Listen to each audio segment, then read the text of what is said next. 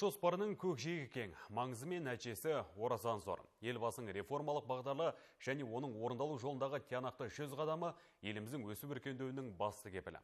Осы жүйелі жоспар арқылы еліміз әлемдегі бәсекеге қабілетті 30 елдің қатарына енуді мақсат тұтып отыр.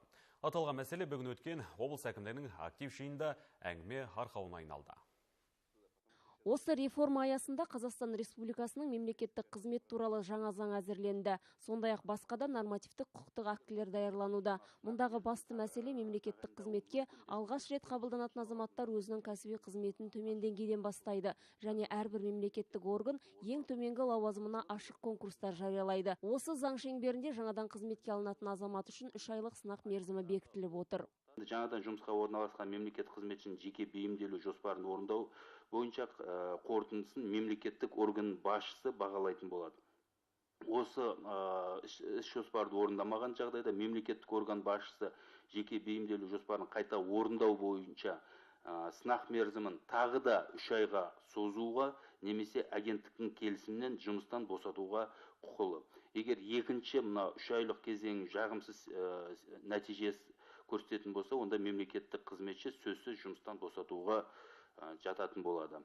Елбасының 100 нақты қадам бағдарламасын іске асыру мақсатында бүгінгі күнге дейін облыстың аудан және елді мекендерінде насихаттау түсіндіру жұмыстары жүргізіліп келеді. Бұл жұмыстар келесі жылдың желтоқсан айына дейін жалғасын табуы тиіс.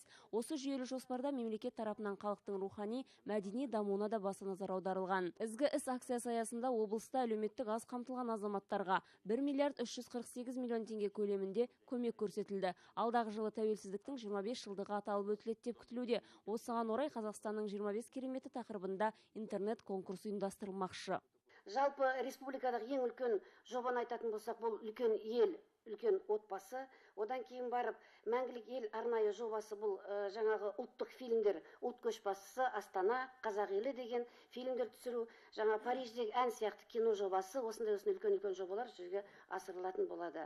Міне бұл жалпы бірлік, біртектілік аясындағы 4-ші реформа аясында атқарылатын істер. 5 реформа мен нұрлы жол бағдарламасын қалай орындайтынымызды осы 19 мен 21 қарашада облыстық ақпараттық топ мүшелері аудандарларға аралайсыздар. Бүгінгі естіген баяндамалары сіздерге көп көмек береді деп сенімдеміз.